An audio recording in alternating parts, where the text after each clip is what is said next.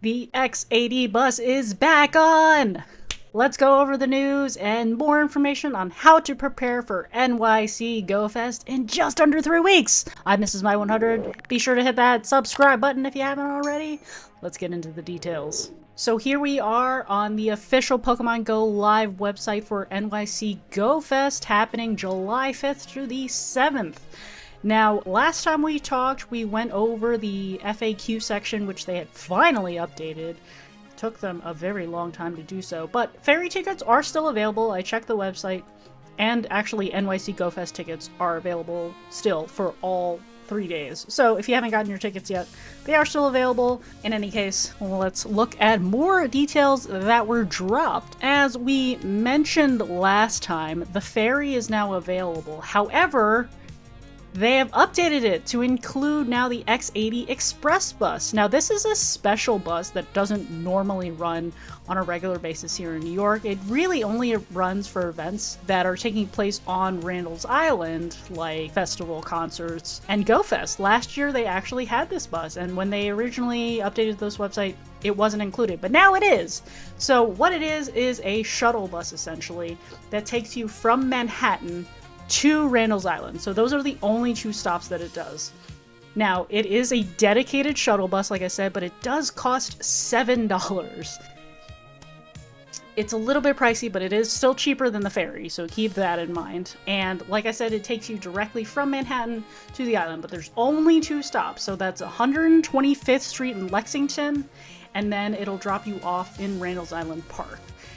It is $7 to get to the island, so you pay when you get on the bus in Manhattan. You can either do the tap and go pay if you have like a credit card that does tap and go, if you have Apple Pay, if you have like Google Pay, like Google Wallet or whatever, where you can do the NFC like tap and go pay, like on your phone. That is all acceptable. You can also use a Metro card to pay if you still have Metro cards, but I'll go over that. Frankly, MetroCards are kind of being phased out, and it's frankly cheaper to just do tap and go pay. I digress. So it's $7 to get to the island. However, to get off the island, the bus is actually free. So if you get on the island one way, you can still take this shuttle bus off the island, regardless of whether you took it onto the island, and that part is free. Getting off the island is free. The lineup is usually right around Icon Stadium, which is in the middle of like Randall's Island Park. It's a giant like stadium. You'll see there's a giant sign around it. So highly recommend doing this. I talked to some non-New Yorkers who attended last year, and they said the walk was actually pretty unbearable. It was too long. It was hot outside. So that's a really good perspective to have. Again, because I'm a New Yorker, I walk everywhere. Like, I'm used to, like, walking long distances like that. So, like, it was far, but it wasn't, like, terrible. But for folks who, like, aren't used to walking in big cities like this, like, all the time, like, really far distances like that, especially in the blazing hot sun where there isn't that much shade, it can be pretty, uncomfortable. So the X80 bus is a great option if you're not taking the ferry already. The ferry is obviously a pricey option, but if you're taking the bus, this express bus, it is a great option. I will also note that if you are taking the MTA subway to 125th Street in Lexington, you get like a discounted transfer essentially to the X80 bus. So let me explain. So one subway ride costs $2.90. The X80 bus listed here is $7 one way. Essentially, if you had just swiped your Metro card or done the tap and go pay on the subway to ride up on the subway to 125th Street in Lexington, or down if you're coming from the other direction, the machine on the X80 bus where you're going to pay again will know that you just used that same payment not too long ago to ride the subway, and it'll sort of do the calculation so that you won't pay more than $7 essentially. So it'll charge you $2.90 for the first one, and it'll make up the difference at $4.10. You can see it's written here.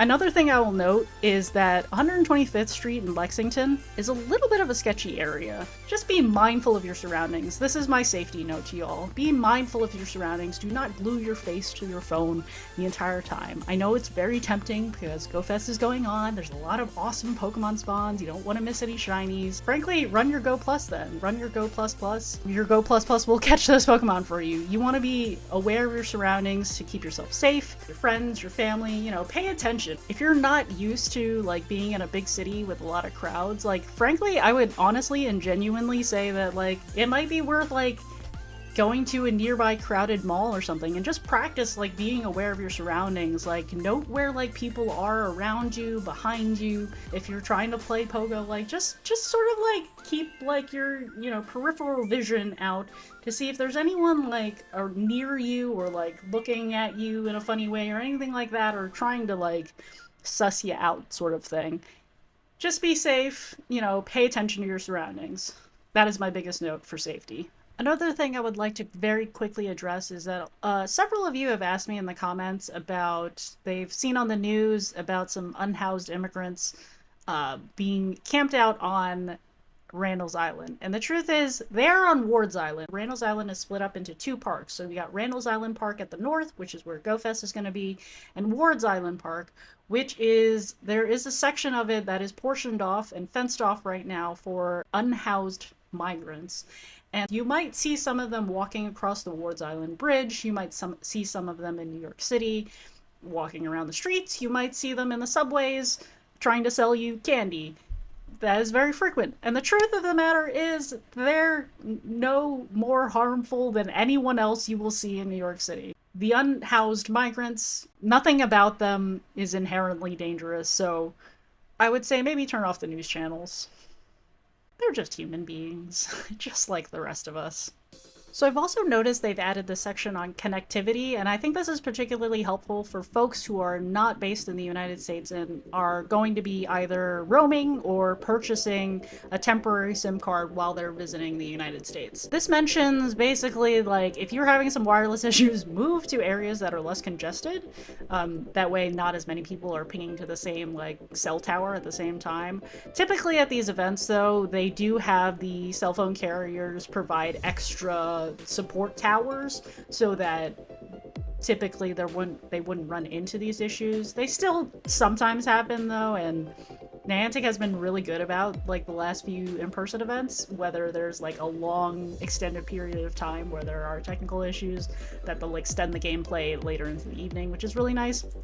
Now I'm not guaranteeing that, but that is something that they note here, is like just move to different areas if the area is too crowded. If you are coming from the outside of the United States, they do mention AT&T, T-Mobile, and Verizon as, you know, the best providers who will have the most coverage. And I'm guessing that those are the top three that are going to be providing supplemental cell towers to the event on Randall's Island. So that's helpful to know if you are coming from outside of the US. They also mention these tips and tricks about toggling airplane mode on and off too. I guess that helps reconnect you to the cell towers too, if that happens. There's also restarting the device, and then there's also turning on 5G and enable data roaming too.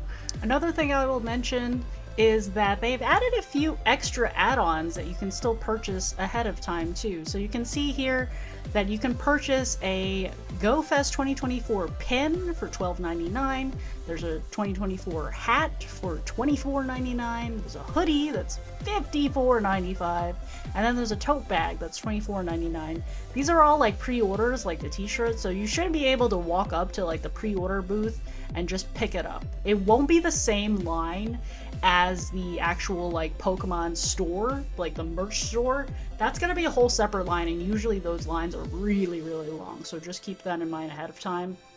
I know some people were like waiting for like 3 hours to get into the store. It's wild. I hope they have better flow this year, but we'll see what happens. In any case, like I said, they have some special items that seem to be available for pre-order in addition to the t-shirt, which is one that I already ordered.